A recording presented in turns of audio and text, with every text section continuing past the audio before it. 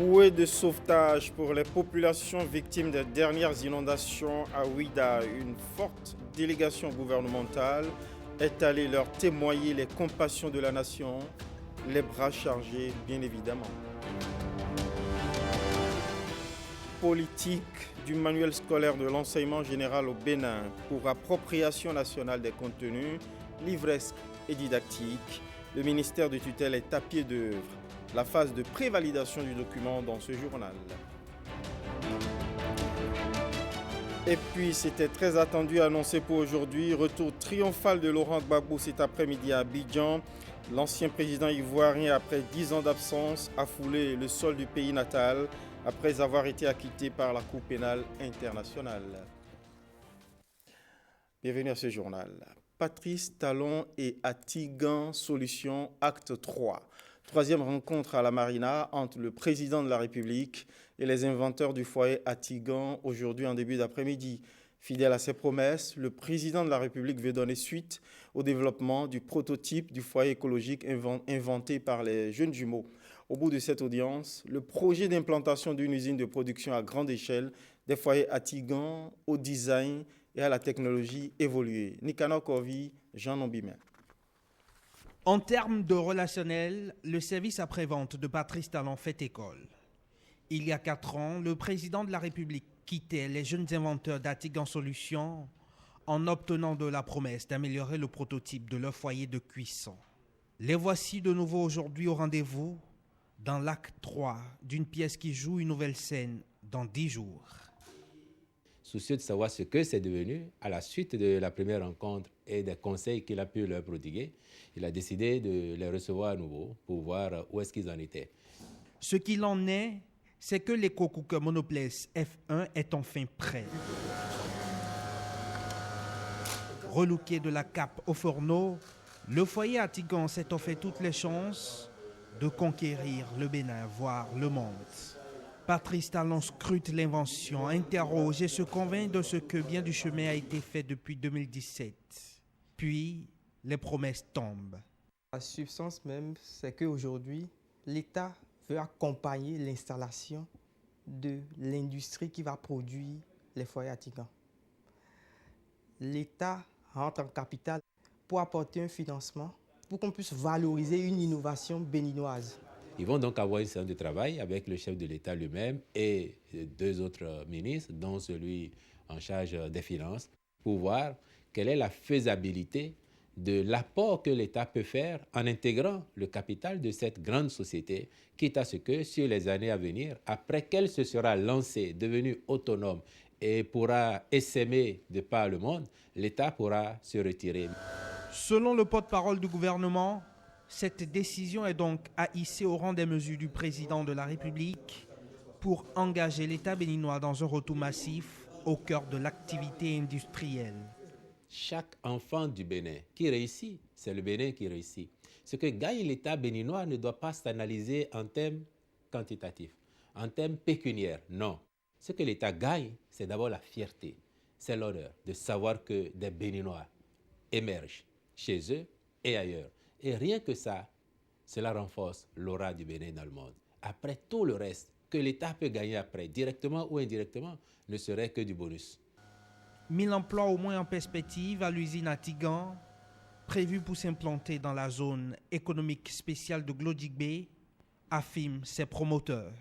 Et dans ces flammes, peut-être l'augure d'une technologie made in Bénin, appelée à briller de 1000 feux parce que poussée au plus haut sommet de l'État. Eh bien, les foyers Atigan améliorés à vue d'œil, comme on le dit ordinairement, c'est du waouh en attendant d'émerveiller les ménages. Actualité au Parlement, à présent, on ne l'aura pas tout de suite.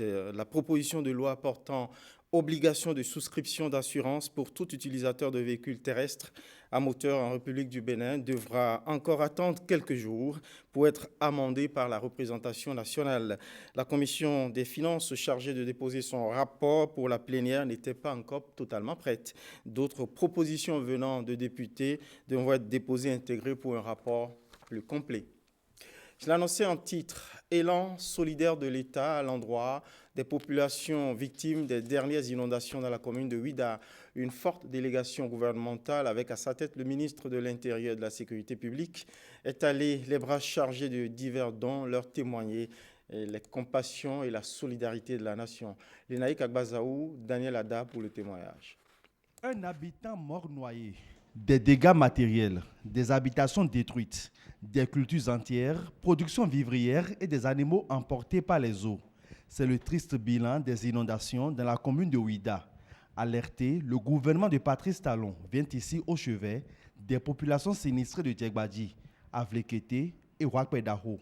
Nous sommes venus avec quelques vivres, des non-vivres, une enveloppe financière. Nous savons que peut-être que ça ne suffira pas, mais sachez que nous sommes à vos côtés et nous sommes aussi touchés que vous par ce qui vous est arrivé. Nous n'allons pas nous limiter à ça. Le gouvernement va agir pour résoudre de manière radicale le problème en procédant au désensablement de l'embouchure pour éviter la récidive. Je crois que c'est là la vraie solution. Pour les autorités communales et préfectorales, la traditionnelle assistance de l'État central en cas de sinistre aux citoyens est à saluer. Nous ne pouvons que nous réjouir et c'est en cela que je voudrais remercier le gouvernement du Bénin et à sa tête le chef de l'État, le président de la République, le président Patrice Talon, pour avoir entendu notre appel et avoir répondu très rapidement. Je crois que vous avez apporté de quoi soulager, mais je suis convaincu, connaissant votre management, convaincu que bientôt, nous allons conjuguer au passé cette crue et que nous allons appuyer cette population pour qu'elle reprenne une vie normale. Tout en conviant les bénéficiaires à un usage judicieux de ces dons, le gouvernement promet d'être toujours prompt et de trouver les voies et moyens pour juguler le phénomène des inondations. Clôture de la 21e session bénino-allemande de négociations intergouvernementales. Les échanges entre les deux parties ont accouché de nouveaux engagements de Berlin pour accompagner le Bénin dans ses efforts de développement. Lénaïk Agbazaou, Wenceslas Arouaïma. Une rencontre hybride de 48 heures pour resserrer les liens entre le Bénin et l'Allemagne afin de mieux impacter le quotidien des populations béninoises. À l'arrivée, c'est un sentiment de grande satisfaction qui s'affiche. Les présentes négociations intergouvernementales nous ont permis, dans la perspective d'un renforcement de notre partenariat, de retenir une enveloppe globale de 78,3 millions d'euros, soit environ 51 milliards de francs CFA, qui sera consacrée à la mise en œuvre des projets et programmes de développement retenus au titre de la période de coopération 2021-2023. Je veux, au nom du président de la République, le président Patrice Talon, et de notre gouvernement, exprimer la reconnaissance du Bénin au gouvernement allemand. L'Allemagne, à travers cette importante enveloppe financière, renouvelle son soutien au Bénin dans maints domaines. La décentralisation, l'enseignement professionnel et technique, la promotion de l'état de droit, l'eau et l'assainissement, les énergies renouvelables et le développement du numérique. L'Allemagne est prête pour soutenir les priorités et les réformes du gouvernement béninois. Ces négociations intergouvernementales coïncident avec la fin de mission au Bénin de l'actuel ambassadeur de la République fédérale d'Allemagne. Je vais quitter le Bénin en 3 semaines et comme on dit en Allemagne, je suis convaincu que je laisse derrière moi une maison très bien rangée. Les orientations stratégiques sont ainsi redéfinies pour redynamiser le partenariat entre les deux pays. Rendez-vous dans 2 ans pour de nouvelles négociations. Et puis, elles courent et donnent du vertige aux ménages dans leur calcul du quotidien. C'est un constat généralisé. Par exemple, les prix du maïs ont flambé. Situation incompréhensible dans le rang des consommateurs quand on sait que le maïs est un aliment de base pour la majorité des Béninois. La situation a interpellé les ministres de l'Agriculture et du Commerce. Ils en ont fait cas au Conseil des ministres, le dernier conseil, en vue de dispositions adéquates. Estelle Pazou, Ernest Tetegou font le tour du sujet, du constat aux réactions officielles. Le bol de maïs qu'on achetait à 500 francs est maintenant à 1200 francs. Mais pourquoi? En voilà une qui exprime l'état d'âme des consommateurs du maïs. Denrée alimentaire de base, la céréale est aujourd'hui presque un luxe. Ici, dans ce point du marché d'Antokpa, Difficile même d'identifier vendeurs et acheteurs tant les plaintes sont les mêmes. Le sac de maïs est passé de 16 ou 17 000 à 25 000 francs. Le maïs est vraiment cher. Après nos activités dans la journée, c'est la pâte de maïs que nous mangeons. Mais à cette allure, nous risquons de ne plus pouvoir. Comment s'en sortir? Comment arriver à écouler son stock malgré la cherté? Autant de préoccupations que partagent vendeurs et consommateurs. Et comme pour atténuer leur peine, ils tentent d'expliquer la situation. Le maïs est davantage cher parce que les Nigérians, les Togolais et même les Ghanéens passent par le nord pour se ravitailler. Préoccupés par la situation, les ministres de l'Agriculture et du Commerce ont, lors du dernier Conseil des ministres, alerté sur la cherté des denrées de première nécessité. Des décisions sont donc prises. Bien que ce commerce profite à certains de nos agriculteurs, il y a lieu d'assurer la régulation des flux afin de maintenir les grands équilibres. Le Conseil a donc instruit les ministres concernés de veiller à éviter les sorties incontrôlées de produits agricoles en attendant la prise de mesures plus spécifiques qui pourraient découler des conclusions du comité ad hoc mis sur pied à cet effet. En attendant la baisse des prix, il faut tout de même s'armer d'une bourse conséquente pour se procurer quelques kilos de maïs. Bilan du programme Accès à l'énergie renouvelable par la microfinance. Bilan au cœur d'un atelier international de capitalisation des acquis. Toutes les parties prenantes à ce programme, CIDE, PAMIGA, Consortium à l'AFIA ainsi que les représentants des pays impactés se sont mobilisés à Cotonou. Les grands enseignements avec Ghislaine Adimi, Daniel Ada. De l'énergie renouvelable, facile d'accès et à moindre coût. Le programme Énergie solaire et microfinance PAMIGA se félicite des acquis capitalisés à travers l'Afrique. Au Bénin, on dénombre plus de 9 000 ménages impactés. Cette synergie de PAMIGA vient renforcer la réponse des SFD partenaires en termes de responsabilité sociétale vis-à-vis des bénéficiaires des services financiers et aussi de la communauté. Je saisis donc l'occasion pour souhaiter que l'expérience soit élargie à d'autres institutions membres des associations professionnelles des pays partenaires de PAMIGA pour une meilleure participation du secteur de la microfinance à la satisfaction des plus démunis et à la préservation de l'environnement de ces pays. Le programme, dans son volet accès aux énergies renouvelables, est à son terme. Les regards se tournent vers l'amélioration de la gamme de services. L'impact de ce projet est sans commune mesure. Et nous sommes aujourd'hui en train de développer un nouveau projet d'accès à l'énergie solaire pour des équipements solaires permettant de développer des activités génératrices de revenus. 5 pays de l'Afrique subsaharienne bénéficient du programme CIDR PAMIGA. Il facilite et appuie les partenariats entre les institutions de microfinance et les distributeurs d'équipements solaires. Parlons à présent de cette activité, un tantinet diplomatique de l'Agence nationale d'identification des personnes. Une rencontre avec les missions consulaires accréditées au Bénin pour les imprégner de l'évolution du Bénin en matière d'identification des personnes afin d'inspirer éventuellement des actions de coopération. Fifamin Salomé Atadeji, Alexis Sekbemon pour le point. Le gouvernement du Bénin fait de l'identification des personnes une priorité. De 2017 à ce jour, de nombreuses réformes sont engagées dans le secteur. Réformes que l'ANIP vient exposer aux missions consulaires accréditées au Bénin. Vous avez pu noter la mise en circulation de nouvelles formes d'actes de naissance appelés actes de naissance sécurisés, l'avènement de nouveaux documents d'identification comme le certificat d'identification personnelle sur lequel est mentionné le numéro unique et national d'identification de l'individu et puis récemment l'avènement de la carte nationale d'identité biométrique. Aux côtés de ces documents d'identification de la personne, on peut également noter le certificat de coutume et de célibat. Ces changements portent en eux des avantages certains. Transformer profondément le secteur de l'identification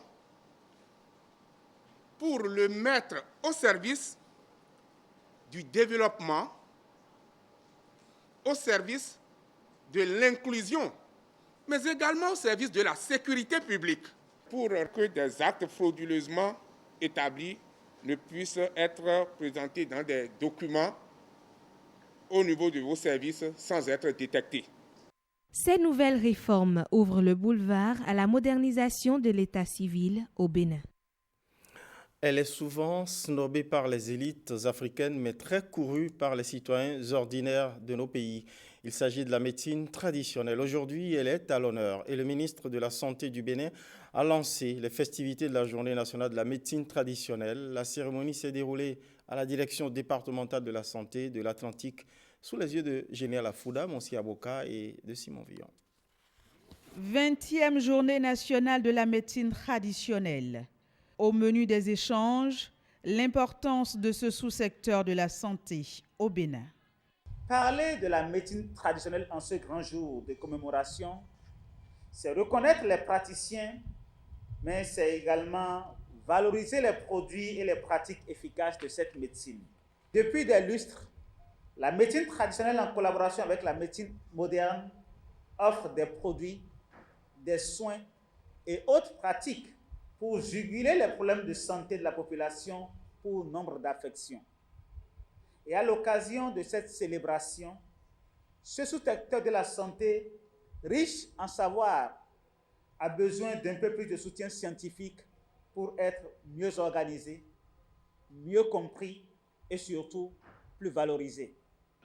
Une journée de réflexion également consacrée aux défis de cette branche de la médecine. Ces défis portent sur la professionnalisation de la médecine traditionnelle, la reconnaissance des acteurs et de leurs produits, la certification et la valorisation des produits de la médecine traditionnelle, la densification du partenariat entre médecine moderne et médecine traditionnelle. La médecine traditionnelle fait partie intégrante du système de santé béninois. Elle est régie par la loi 2020-37 du 3 février 2021 portant protection de la santé des personnes en République du Bénin. Il est à espérer que le Bénin en cette matière monte en puissance, comme le Ghana ou comme l'Inde et la Chine. On va parler à présent du BEPC. C'est la saison des examens. Démarré lundi dernier, les épreuves écrites de l'examen du BEPC ont pris fin hier matin, notamment à Parakou. Nous avons, après Cotonou, au début, tendu notre micro à quelques candidats à la fin de l'examen. Ils font une appréciation globale des épreuves. Kandel Kakpo et Dorcas Tito les ont rencontrés.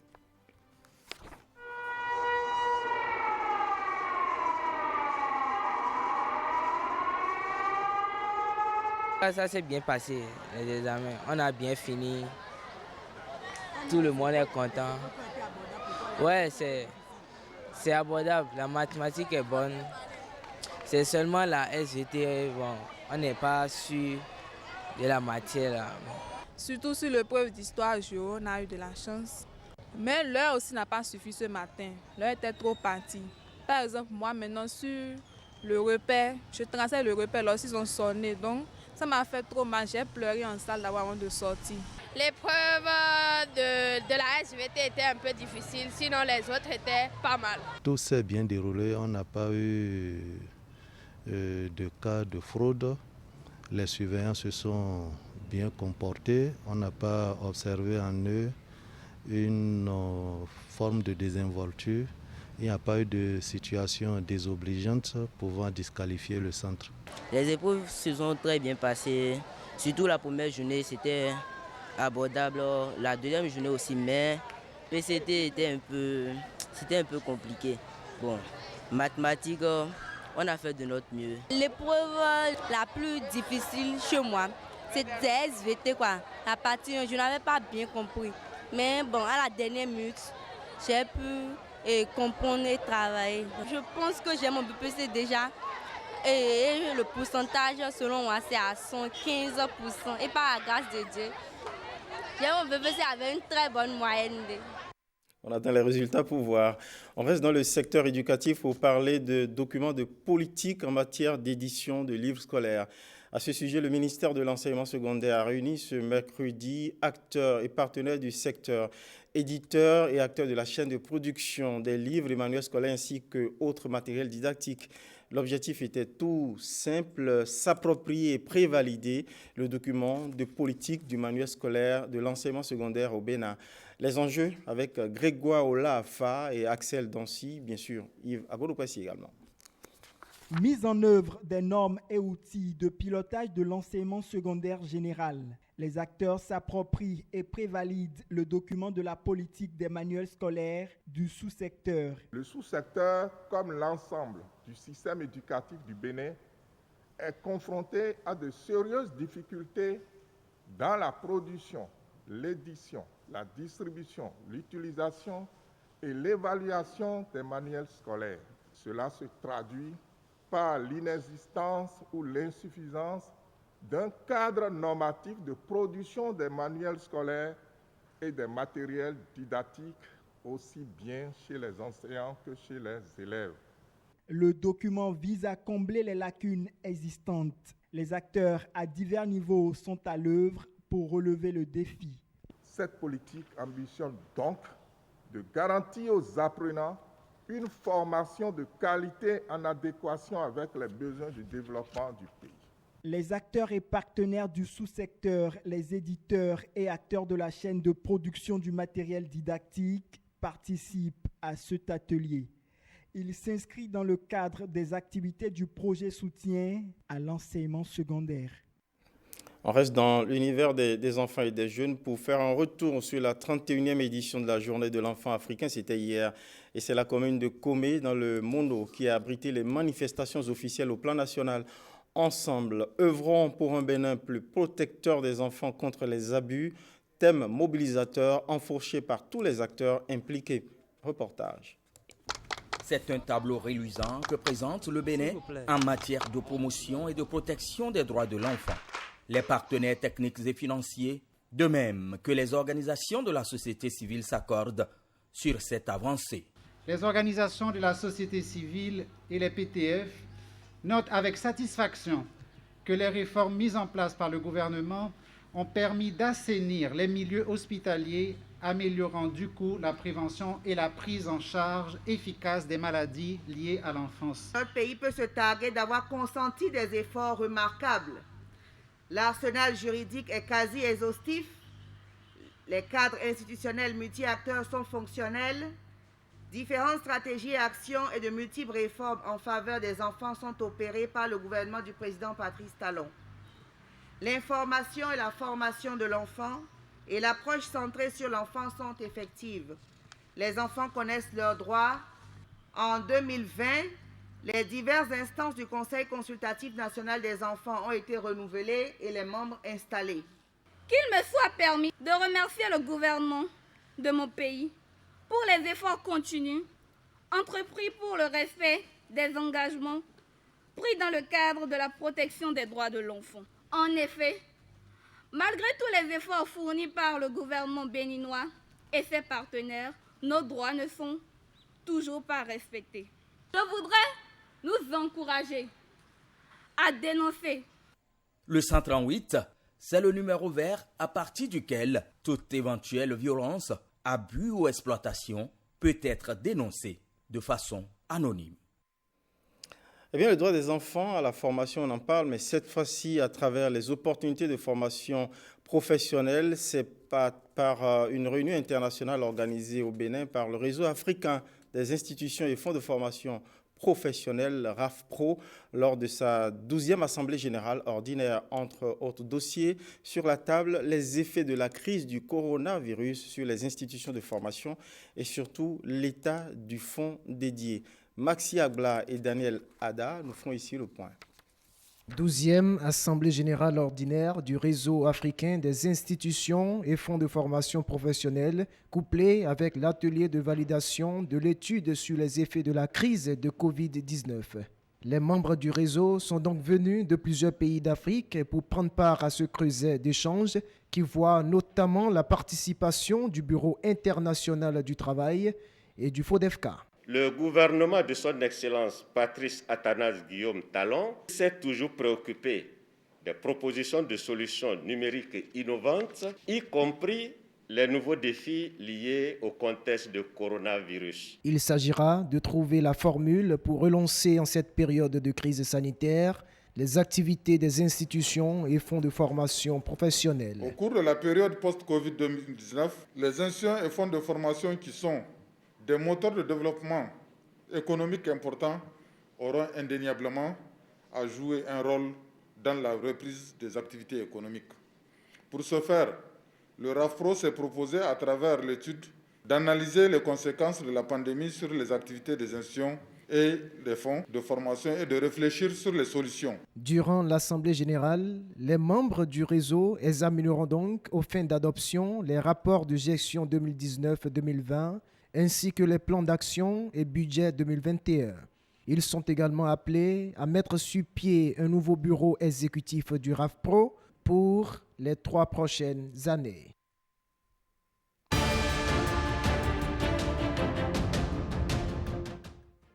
Et puis l'ancien président ivoirien Laurent Gbagbo est descendu dans son pays aujourd'hui avec un accueil triomphal après 12 ans d'absence, et après l'acquittement au procès pour crime contre l'humanité par la justice internationale et par le feu vert donné par Abidjan au nom de la réconciliation nationale. Et puis dans la page internationale également, on aura en Éthiopie la campagne électorale désormais terminée. Les législatives reportées vont enfin avoir lieu lundi prochain. L'actualité internationale, c'est avec Marcela Rossi. Il est accueilli par tous, sauf le protocole d'État.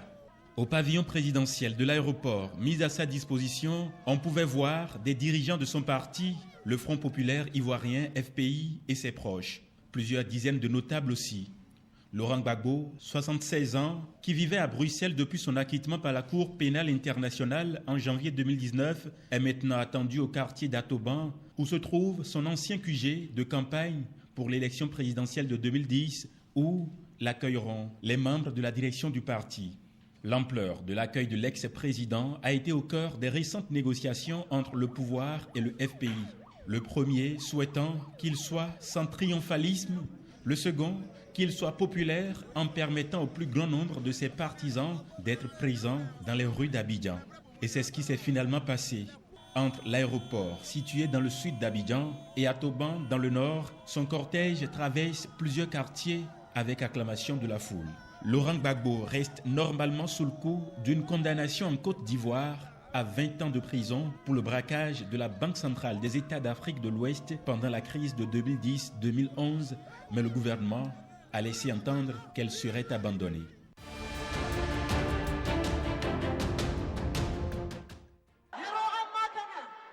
Éthiopie. Au dernier jour de la campagne des élections législatives et régionales, le Premier ministre Abiy Ahmed a martelé mercredi sa vision d'une Éthiopie unie, puissante et rayonnante, loin de la guerre et des violences communautaires qui minent le pays. Abiy Ahmed avait choisi Jima, la ville principale de sa région natale de l'Oromia, pour son dernier meeting de campagne. Il y a été accueilli par une foule compacte de sa descente d'avion jusqu'au stade où il a tenu son ultime discours à 4 jours du scrutin. Les élections du 21 juin sont capitales pour lui. Après avoir été désigné au poste de Premier ministre en 2018, il veut désormais donner à son pouvoir une légitimité populaire. Son parti de la prospérité en est le grand favori. Initialement prévu en août 2020, puis reporté à 2 reprises en raison de la pandémie de coronavirus, puis de retard d'organisation, ces élections vont pourtant se tenir dans un contexte de violence rare. La région du Tigré est en proie à la famine après 7 mois de guerre et les conflits communautaires gangrènent le pays. Ce scrutin, présenté comme national, ne pourra se tenir dans près d'un 1/5 des 547 circonscriptions du pays. Dans 64 d'entre elles, le scrutin a été reporté au 6 septembre pour des raisons sécuritaires et ou logistiques.